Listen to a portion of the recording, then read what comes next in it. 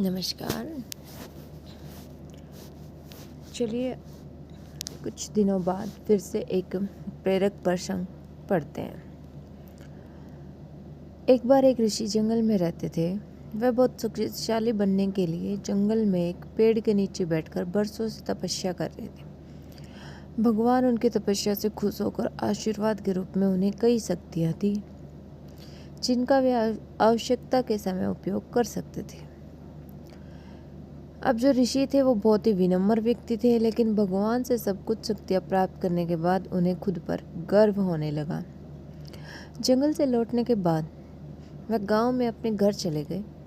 एक दिन किसी काम के लिए उन्हें शहर जाना था। बीच में एक नदी थी जिसे शहर जाने के लिए पार करना पड़ता था। नदी पार करने के लिए नदी के दोनों किनारे पर नावें और नाव चलाने वाले उपलब्ध थे। अब ऋषि वहाँ पहुँचे और फिर नाव किराए पर लेने के लिए नाव वाले के पास गए। लेकिन तभी उन्होंने एक दूसरे ऋषि को नदी के उस पार पेड़ के नीचे बैठकर ध्यान करते देखा। ऋषि ने शक्ति प्राप्त की थी और वहाँ बैठे ऋषि को अपनी शक्ति दिखाना चाहते थे। अब ऋषि ने अपनी शक्ति का उपयोग किया और जल्दी नदी के उस पार चले गए।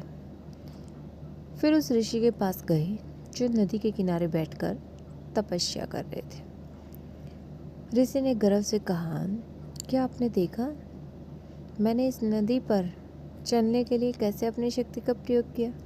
क्या आप ऐसा कर सकते हैं? तो दूसरे ऋषि ने उत्तर दिया कि हाँ, मैं भी ऐसा कर सकता हूँ। लेकिन क्या आपको ऐसा नहीं लगता कि एक छोटी सी नदी पार करने के लिए आप अपनी मूल्यवान शक्ति को नष्ट कर रहे हो? जब आप किसी ज़रूरतमंद की मदद करने के लिए और दूसरों के अच्छा करने के लिए उसी शक्ति का प्रयोग कर सकते थे, फिर भी आपने इस नदी को पार करने के लिए अपनी मूल्यवान शक्ति का प्रयोग किया। जैसे आप यहाँ खड़े नाव वाले को कुछ पैसा देकर नदी पार कर सकते थे। अब जो है ऋषि को अपनी गलती का एहसास हुआ और उन्होंने उनसे माफ़ी मांगी। दूसरा ऋषि उस ऋषि को अपनी गलती का एहसास कराने के लिए धन्यवाद दिया। आया भाई कुछ समझ? क्या कहा इसमें कि भाई तुम्हें बहुत सारे लोगों के पास बहुत सारी शक्तियाँ होती हैं, लेकिन उनका सदुपयोग करो, सिर्फ दिखावे के लिए नहीं।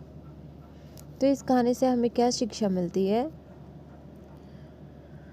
साथियों, अगर हम किसी शक्ति, उपलब्धि या पद आदि को हासिल करते हैं तो हमें उनका प्रयोग सिर्फ दिखावे के लिए करने की बजाय दूसरों की मदद के लिए भी करना चाहिए।